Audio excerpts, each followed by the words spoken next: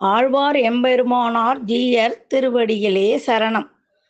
108 திவ்ய தேசங்களில் பக்தர்களின் மனதை ஆழமாக தொடும் ஒரு அற்புத ஸ்தலம் திருக்கவித்தலம். தஞ்சாவூர் மாவட்டத்தில் அமைந்துள்ள இந்த புனித ஸ்தலம் கஜேந்திர வரதராஜ பெருமாள் திருக்கோவில் என பக்தர்களால் போற்றப்படுகிறது. இந்த தலத்தின் மகத்துவம் ஒரு பக்தனின் அழுக்குரல். ஒரு காலத்தில் கஜேந்திரன் என்னும் யானை ஒரு முதலைக்குள் சிக்கி துன்புற்றான்.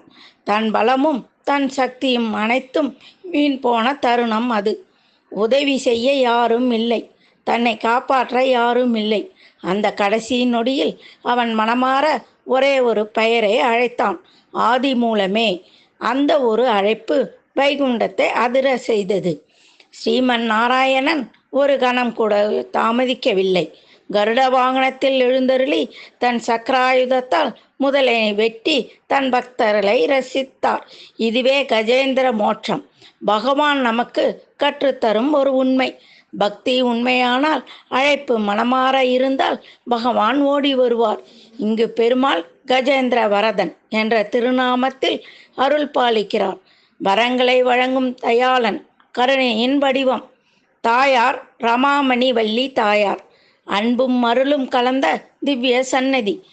திருக்கவித்தலத்தில் தரிசனம் செய்தால் துன்பங்கள் நீங்கும், பயங்கள் அகலும், மன அமைதி கிடைக்கும், நம்பிக்கை வளரும்.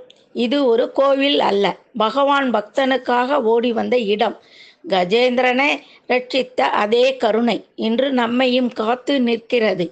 இந்த திருக்கவித்தலம் பக்தி அழைத்தால் பகவான் வருவார் என்பதற்கான நிதர்சன சாட்சி. ஆண்டாள் எம்பெருமானார் ஜீயர் திருவடிகளே சரணம்.